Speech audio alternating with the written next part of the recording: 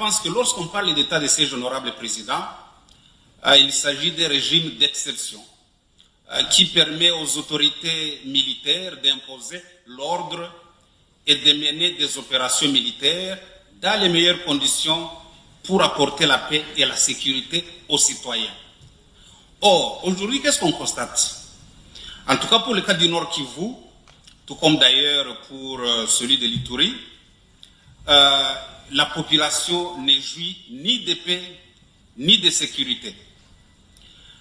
C'est une population qui n'a pas de quiétude, qui vit encore les affres de la guerre, mais surtout qui vit, comme vous le savez, des déplacements massifs, mais aussi, et plus grave, une population qui est confrontée aux tracasseries de toutes sortes, provenant des hommes en armes, incontrôlés, dans une zone pourtant administrée par des autorités militaires. Donc, on ne peut pas comprendre que ces autorités militaires qui nous administrent, qui nous gouvernent, soient incapables de poser un minimum de paix et un minimum de sécurité, même dans les zones qui ne sont pas sous contrôle de l'ennemi. On constate également une dérive de quelques officiers généraux qui sont devenus, je me permets d'utiliser le terme affairistes, qui imposent des barrières et des perceptions illégales à l'endroit des citoyens.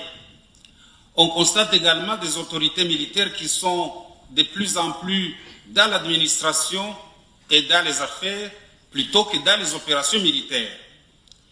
On constate, en tout cas au Nord Kivu, divers problèmes de coordination entre l'armée et les patriotes résistants, ceux-là qu'on appelle Wazalendo, ces derniers étant en réalité les seuls qui sont visibles sur le terrain pour résister à l'ennemi, alors que nous, l'impression que nous avons, c'est que les militaires sont plutôt dans un rôle passif en train de subir les assauts de l'ennemi.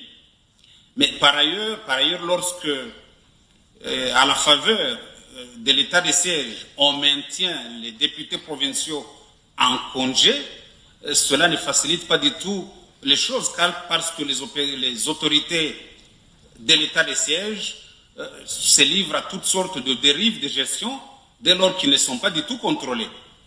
Bref, une situation qui ne plaide pas du tout, ou qui plaide plutôt contre l'état de siège, un état de siège qui, du point de vue de l'opinion générale, a montré ses limites. Et donc la question est de savoir jusqu'à quand va-t-on continuer à proroger un état de siège qui a quasiment échoué. Pour toutes ces raisons, honorable président, je plaide pour la mise en place d'un cadre d'évaluation. Il faut évaluer l'état de siège. On l'a déjà fait par le passé.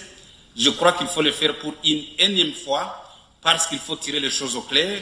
Il faut juger de l'opportunité ou non de poursuivre avec l'état de siège au Nord Kivu et dans l'Ituri. Et donc, si cette prolongation, la énième prolongation a lieu, il faut la placer dans cette perspective d'une évaluation que nous voulons la plus proche, dans les meilleurs délais en tout cas, pour tirer au clair cette situation et pouvoir décider de l'avenir de ces deux provinces. Merci, honorable président.